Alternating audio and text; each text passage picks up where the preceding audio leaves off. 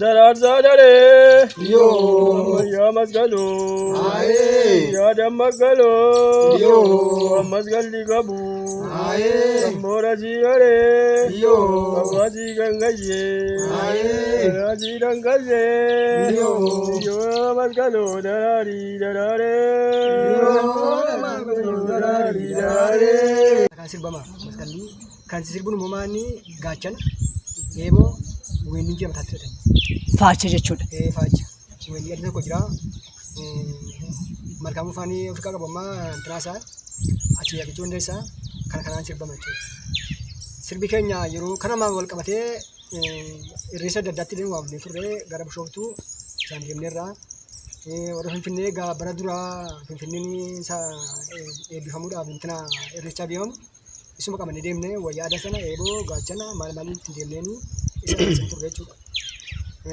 Dorgommii garaagaraallee beddelleetti daddaraaroo jedhamnee ittiin dhaqnee dorgomneerraa jimmattis deemneen ittiin dorgomneerraa ittiin dorgomnii kaanii kan dabarfannee kaanillee sababa Liibiyaatti namni dhumeen kan sila badhaasaa kan deemnu sababa Liibiyaatti asii gadi qalanii fixaniin akka Oromoo Itoophiyaatti hafe jechuudha waan sun hafee kan kaafeetti jiraa ture.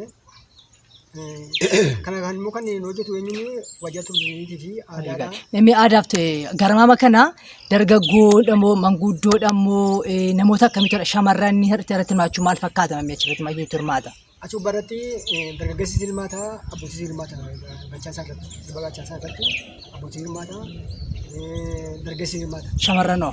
Shamarranis immoo sirba durbaa jedhamti isheen hirmaatti bukkeetti isheen sirba durbaa jedhamti amma yeroo ammaa kana kan jiru uummanni inni hirmaatti ishees. Mee maal jedhamee sirbama? Sirbamu sun wanti gaachanaa moo kan durbaa? Kan gaachanaa. Kan gaachanaa. Mee kan wallisu kunoo bilisa koo bona gadi jedhamu isaanitti kennaa isaanii wal sanyii agarsiisa.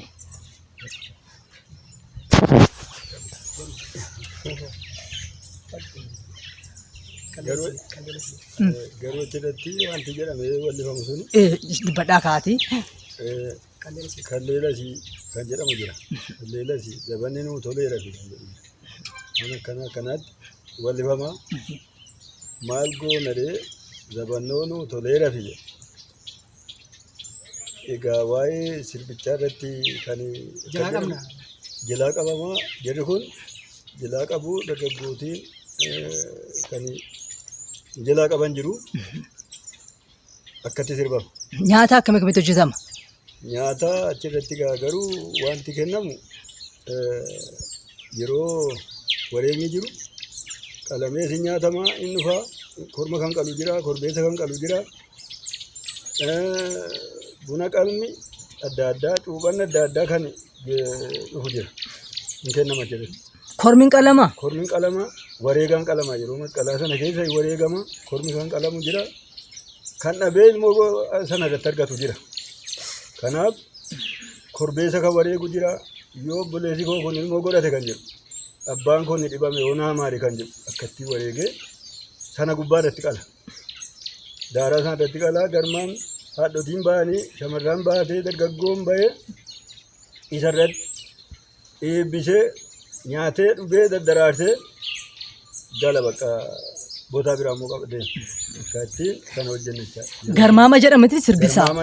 Garmaama jedhama. Namee sirbicha jennee immoo garmaama kana ilaalla.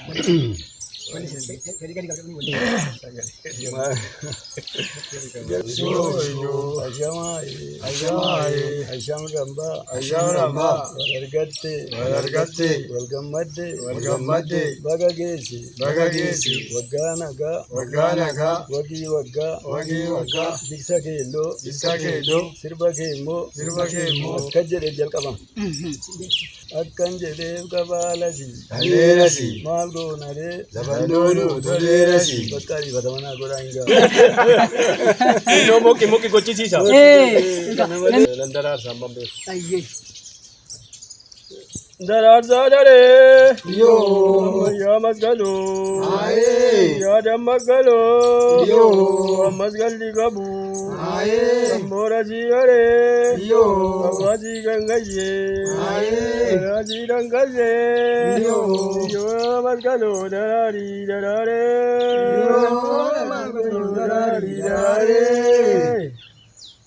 Maal jechuudha? Daraartuun kun waanuma namatti tolee fi waanuma gaarii ta'eef waanuma ifatti adeemnu kanuma nuti lollaan kanumatti lejjenna.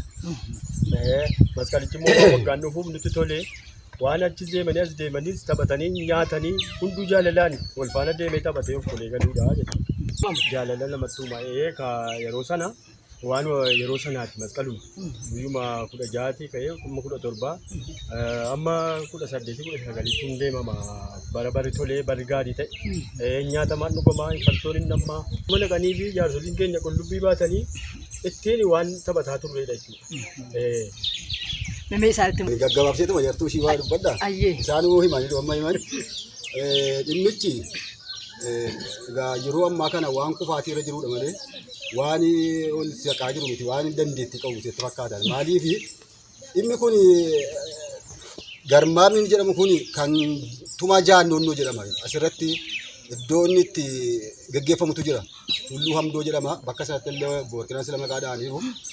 Achirratti gaggeeffama. Gaafa guyyaa 16 galgala gubamee gaafa guyyaa 17 gaggeeffama achirratti. Jaarsi maal achitti dhugaatuma. Tumaa isaa qottokaa dhufee akka itti nageenya dhufu. Sangaani qambarrii jala bu'u. Ilmi kan abbaa ta'u intalli kan haadhaa taatu jedheetuma. Yeroo ammaa kana jaarsoliin keenya illee kana irraa fudhatan. Jaarsoliin jarri sun jiran yeroo duraa sana nuti agarre shifiidhaan yeroo sana agarre isa qabanneeti amma yoonaatti kan nuti ishima qabanneeti iyyuu garuu har'ayyuu ishii kana ishuma iyyuu himaa jirra jechuudha. Haa ta'u malee dhimmichi immoo yeroo gadi buunee ilaallu sadarkaa kufaatii irra jira. Ol ka'aan jiru. Maaliif bara kana keessa immoo siba booda kan gargaarsi hin jiru. Nu isa amma ofuma keenyaaf iyyuu dhimma kana gaggeessaa turre yoo deemne Finfinnees yoo dhaqne Jimmaanis yoo buune eessa yoo dhaqne ofuma keenya gaggeessina malee gara booda keenyaatti dargaggoon duubaatti dhufaa jiru tokko hin jiru wanti kana beeku hin jiru. Dhuma qofaa jechuudha. Inni kun immoo yoo kufee jedhee aadaan keenya kun ijoolleen keenya illee boodatti safuu dhabuun kun eessarraa maddee safuun kun eessarraa maddee safuu dhabuun utuu aadaan keenya durii kun jiraate silaa safuu dhabuun kun inni amma ijoolleen durbaa safuun qabu dargaggoon keenya safuun qabu